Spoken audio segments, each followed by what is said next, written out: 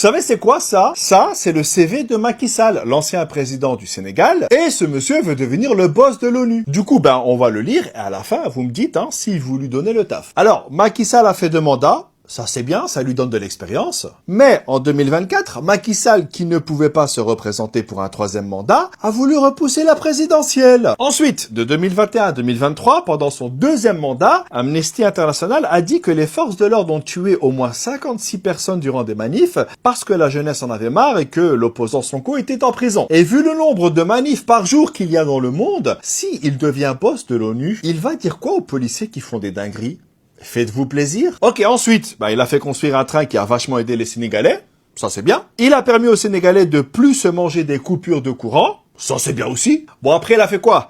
Oh, son gouvernement a dissous pendant des mois le parti de son principal adversaire et coupé plusieurs fois Internet. Macky, à l'ONU, quand un pays est pas d'accord avec toi, tu pourras pas lui couper le wifi. Si demain tu t'embrouilles avec la Chine, tu pourras pas lui dire, ouais, toi tu fais plus partie de l'ONU. On n'est pas sur WhatsApp. Alors ensuite, juste avant de partir, Macky Sall a fait passer une loi en mode on oublie tout. Les opposants sont sortis de prison et les flics qui ont fait des dingueries pendant des manifs sont sortis tranquilles. Du coup, si Macky Sall était boss de l'ONU, il dirait quoi à Netanyahou? Bon, on oublie pour cette fois. Bref, maintenant, c'est vous les RH. Dites-moi en commentaire si vous lui donnez les clés de l'ONU ou pas.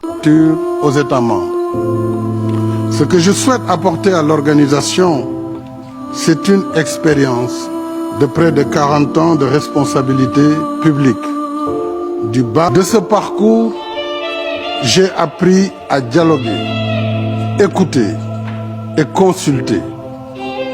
J'ai appris à conduire des réformes, arbitrer entre des priorités et prendre des décisions parfois difficiles.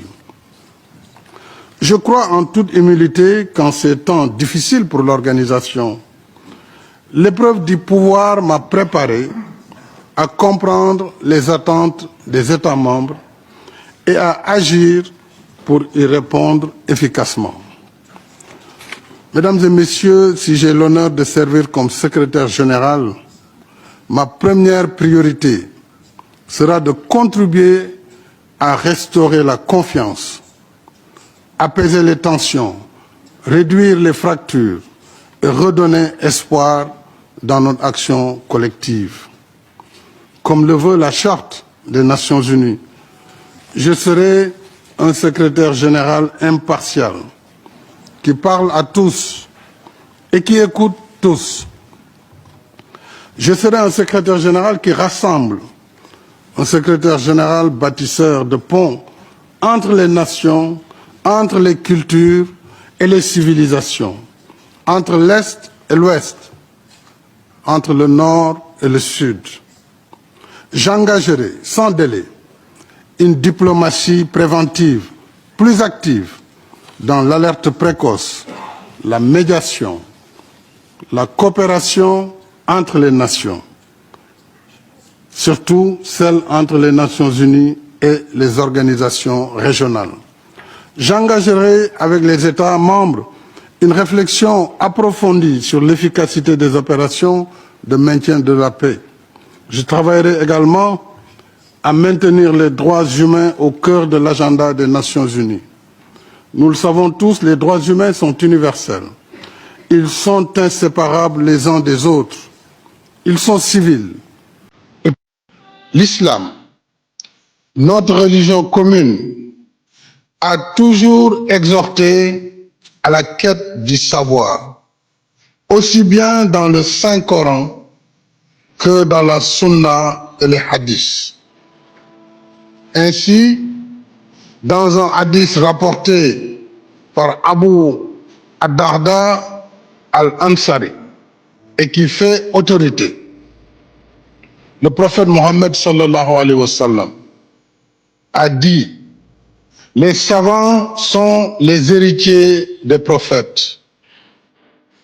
Les prophètes ne lèguent aucun dinar ni dirham. Par contre, ils lèguent la science. Celui qui s'en emparera, celui qui s'emparera d'elle se pourvoira d'un privilège grandissant. Fin de citation. L'histoire du monde musulman reste marquée par sa longue tradition de contribution à la diffusion du savoir et du savoir-faire, à l'image de Jabir ibn Hayyan al-Khawarizmi, à l'image d'Al-Ghazali ibn Rushd, qu'on connaît sous le nom d'Averroès, et d'Ibn Sina, connu également sous le nom d'Avicenne, entre autres sommités de la Oumma islamique, dont l'apport à la science, la technologie, la médecine, les mathématiques, la pharmacie, l'astronomie, la philosophie et les beaux-arts a traversé les âges et reste de renommée mondiale. Faisant l'éloge du savoir, El Hadji Omar Foutiyou Tall, un Sénégalais érudit et farouche, résistant à la conquête coloniale, disait ceci, et je le cite: « Le livre est ma raison d'être, le liquide de mes yeux, l'essence de mon âme et la clé de mon cœur. » Fin de citation. On pourrait multiplier les exemples aux quatre coins du monde musulman. Je fais ce rappel pour souligner que par la force de ses idées, par sa contribution à la science, à la technologie, l'art, la culture et toutes les formes d'expression de l'intelligence humaine, la Oumma islamique doit rester fidèle à sa tradition contributive au progrès de l'humanité. Notre prestigieux héritage doit nous motiver, nous inspirer et surtout nous rappeler la responsabilité qui nous incombe de maintenir l'éducation et la formation au cœur de nos priorités. L'ère de l'intelligence artificielle, où le savoir et le savoir-faire tracent de nouvelles lignes de démarcation entre les nations. Voilà pourquoi l'éducation et la formation des jeunes sont parmi les composantes essentielles de la Fondation Macky Sall pour la paix, le dialogue et le développement que j'ai créée en avril dernier. Je me réjouis de me joindre à l'ICESCO et à ses États membres pour porter ensemble la noble cause qui nous réunit ici à Muscat. Je reviendrai au cours des prochaines sessions plus en détail sur les problématiques de l'accès universel à l'éducation, sur la qualité de l'éducation dans nos écoles, mais également sur la lancinante question du financement de l'éducation. Je souhaite plein succès à notre conférence et je vous remercie de votre aimable attention.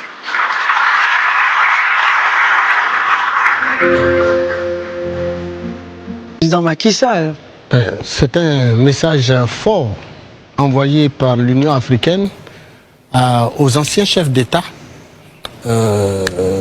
qui, durant leur parcours, pour leur rappeler plutôt que leur parcours d'aujourd'hui pourrait naturellement influencer leur positionnement demain. Rappelons-nous, on se rappelle comment Macky Sall a géré son dernier mandat, sa dernière année de gestion de mandat avant les élections présidentielles, qui a vu Diomaye Faye gagner l'élection présidentielle sénégalaise. Tous ses opposants, il les a mis en prison. On se rappelle les années de gestion calamiteuses avec des arrestations d'opposants lors des manifestations publiques, la répression des forces de l'ordre. Bon, bref, il a eu un passé assez triste au soir de sa gestion de la chose publique. Non, il faut le reconnaître, c'est votre point de vue. Élysée n'a fait juste que... pas la tête, c'est son point de vue, voilà, c'est votre point de vue. Allez-y, Marius. Il a eu une gestion calamiteuse du pouvoir au Sénégal aux dernières heures de son mandat. Aujourd'hui, cela le rattrape. Donc, que l'Union africaine rejette, ce n'est pas un pays. D'abord, on dit bien la charité bien ordonnée. Commence par soi-même. Commence par soi-même.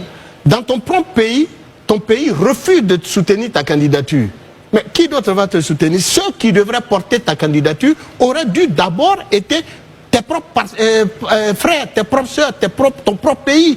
En l'occurrence, le gouvernement sénégalais. Mais non, c'est plutôt un autre pays dont tu n'es même pas ressortissant, qui porte ta candidature à l'Union africaine. Donc c'est un pays tout à fait normal. Bien sûr. Oui, bien sûr, c'est tout à fait normal que 20 autres pays refusent d'accorder leur c'est gênant que notre pays ait porté sa candidature, pas son pays d'origine, c'est ce que vous dites, c'est gênant. Oui, c'est très gênant parce que, imaginez en Côte d'Ivoire, un des nôtres décide d'être candidat. Mais tant que la candidature de ce dernier n'a pas été soutenue, je veux dire à l'international, par exemple au Conseil de sécurité des Nations Unies, comme on a connu avec Amara ici, ou bien à l'Assemblée générale des Nations Unies, comme on a connu avec Amara ici. Mais Amara ici, sa candidature a été portée par la Côte d'Ivoire. Donc c'est cela que Macky Sall devrait d'abord rechercher.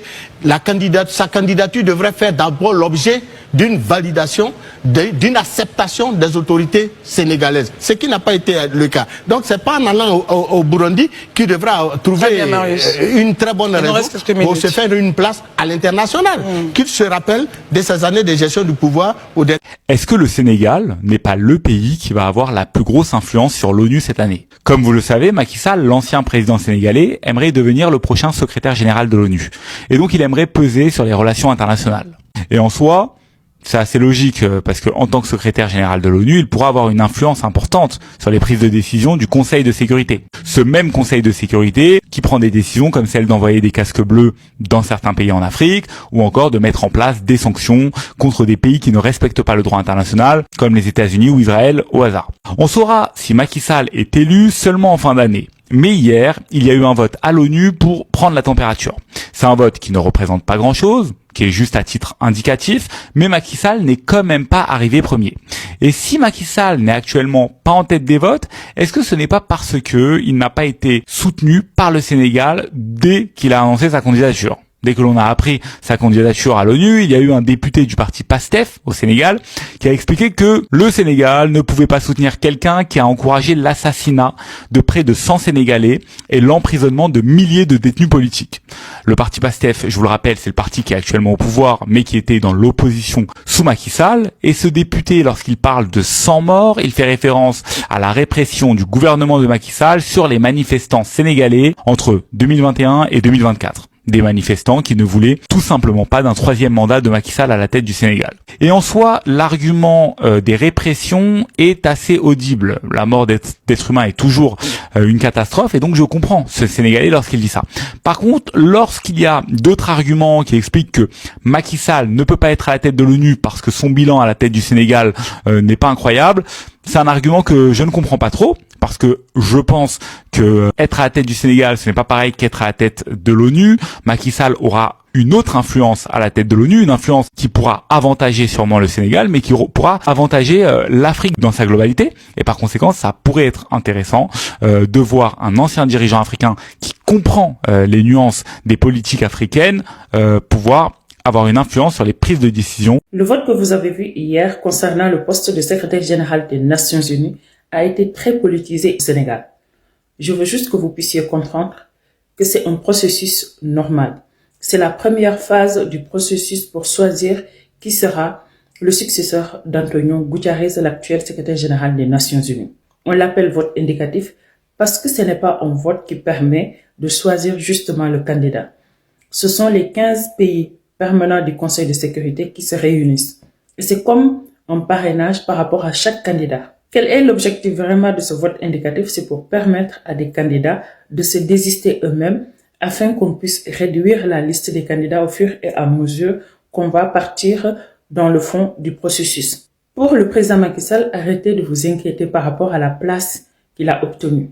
Les choses vont évoluer de manière positive parce que le processus est très long. C'est au mois de décembre qu'on saura qui va succéder à Antonio Guterres. Je vais vous donner aussi une information afin que vous puissiez vous détacher de ce que les gens de PASTEF disent de négatif par rapport au président Macky Sall.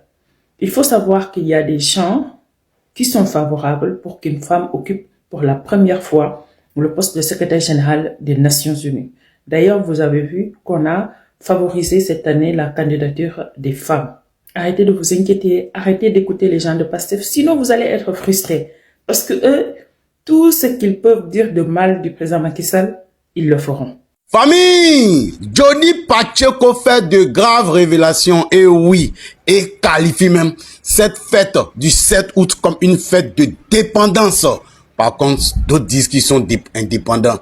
Hey, famille, tous les détails dans cette vidéo-là.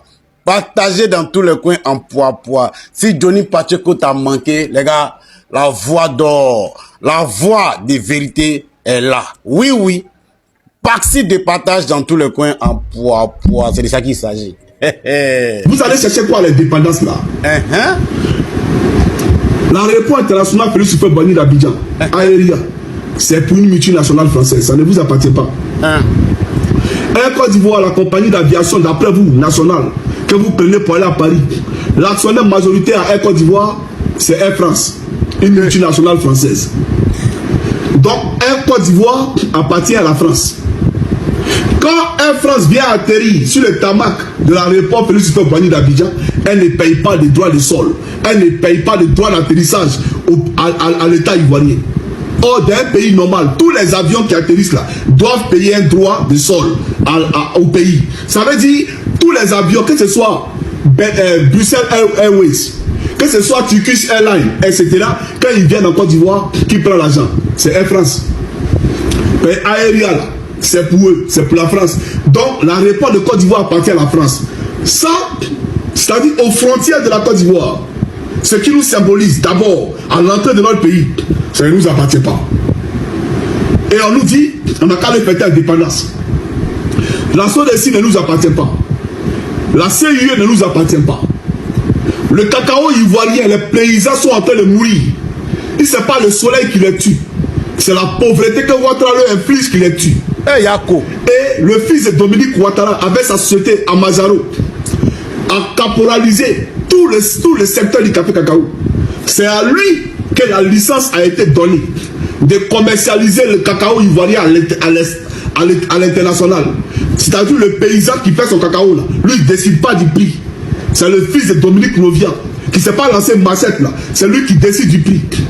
Donc si le cacao coûte 10 000 francs le kilo, lui il dit il paye à 1000 francs parce que lui là-bas là, il fait des ventes anticipées pour voler les planteurs de Côte d'Ivoire. Donc le cacao ne nous appartient pas dans notre pays. Le port d'Abidjan, mais le marché est donné à qui? À Bolloré. C'est Vincent Bolloré qui gère les terminaux, les deux terminaux du port d'Abidjan. On a découvert du pétrole, il n'y a même pas un mois. D'accord? C'est-à-dire après le gisement Baleine, on a découvert du pétrole. C'est une multinationale américaine. Qui a eu le marché pour venir exploiter, d'accord, ce gisement-là, du pétrole qu'on a découvert dans nos eaux. Alors que paradoxalement, Donald Trump a refusé que les Ivoiriens aient même des visas pour aller supporter les simples équipes nationales à un mondial qui était censé rassembler tout le monde pour manifester la joie. On nous a refusé des visas. Mais nous, on découvre de la richesse dans nos eaux, c'est eux qui viennent exploiter. Et pendant ce temps, ils nous traitent de pays pauvres. Tout ce qui est minerai en Côte d'Ivoire, l'or, le diamant, si Ouattara fait la chasse aujourd'hui aux orpailleurs clandestins, c'est parce que les multinationales étrangères qui pillent la Côte d'Ivoire sont en train de lui mettre la pression. Parce qu'il ne veut pas que les orpailleurs gâtent leur marché, gâtent leur business. Ouattara a vendu la Côte d'Ivoire. Donc en retour, Ouattara doit sécuriser pour qu'eux ils pillent le sous-sol ivoirien. Voilà pourquoi on envoie la gendarmerie pour aller tuer les orpailleurs. Sans compter qu'à part lui-même, il est un orpailleur parallèle. Voilà la Côte d'Ivoire dans laquelle on vit. Vous avez entendu. Vous avez entendu. Non, quand Johnny parle comme ça, tu ne veux pas que ça finisse. Mais tu as commencé un peu. Partage à tous tes amis. Oui, ceux qui ont soif de vérité là, il faut les partager ça. Voilà, on n'est pas tous des moutons. Donc, il sait que, voilà, ceux qui sont sur ma page ici là, à part ces quelques infiltrés qui viennent pour insulter, il sait que tous ceux qui sont là, ils connaissent la vérité. Et voilà, partagez ça dans tous les coins. Vous partez fêter indépendance. Pourtant, vous n'êtes pas indépendant. C'est quoi vous voulez cacher aux gens? Hein? Famille, maxi de partage, c'était la voix d'or de Johnny Pacheco. On est ensemble. Eh oui. Oh, le père, tu nous as manqué. On dit que lors de l'indépendance, là, à Yopougon, ils ont sélectionné certains maquis Et là-bas, il y aura la bière à profusion, de manière gratuite. Le 2, c'est-à-dire le dimanche 2, il y aura l'ouverture du village de l'indépendance. Il y aura lieu les minutes 47, il y a un espace où il y aura des maquis ouverts 24 heures sur 24. Et cette même nuit, et le président m'a dit, ces maquis-là, la boisson là, c'est à volonté. Il y a des gens qui me taguent sur certaines vidéos, sur certains posts, pour que moi puisse réagir par rapport à ça. Mais sincèrement, moi, tout ce que moi j'ai à dire, c'est que l'homme ne donne que ce qu'il possède. Si tu n'as pas quelque chose, tu ne peux pas donner. C'est ce que tu as, c'est ce que tu peux donner. Donc si pendant la fête de l'indépendance à Yopougon, les gars vous offrent des bières gratuitement, mais c'est ce qu'ils peuvent vous donner. Voilà, c'est tout ce qu'ils peuvent vous donner. Ils ne peuvent pas vous donner autre chose à part ça. Ils ne donnent que ce qu'ils possèdent, ce qu'ils ont. Donc si eux, ils ont décidé de vous donner des bières gratuitement, mais ceux qui peuvent aller boire, allez boire. Sinon moi, je vais rester chez moi peinard à la maison. Je vais regarder le défilé ou bien la cérémonie de la fête de l'indépendance au travers de la télé. Voilà, j'allume ma télé, m'assois tranquillement. Si je peux m'acheter une bière, il m'achète une bière ou bien un vin. Et puis je sirote ma boisson tranquillement devant ma télé. Voilà, je pense que ça sera mieux pour moi. Voilà, maintenant pour ceux qui peuvent partir, pour aller profiter de la bière gratuitement, mais allez-y. Voilà, allez-y. De toute façon, chaque peuple mérite ses dirigeants. Si aujourd'hui vos dirigeants veulent vous donner de la bière gratuitement, bon, ceux qui voient ça en quelque chose de bon, Dieu merci. Ceux qui voient ça en quelque chose de mal, Dieu merci. De toutes les façons, ça sera fait. Et il y aura forcément des gens qui vont aller profiter de ça. Bonne fête d'indépendance à tous. Merci. On est ensemble. Ouais, chers abonnés, j'espère que vous avez bien suivi la vidéo jusqu'à la fin et que l'information vous a vraiment plu. N'hésitez pas à vous abonner à la chaîne pour ne pas manquer les prochaines informations qui vont suivre. On se retrouve dans la prochaine vidéo. Ciao, ciao.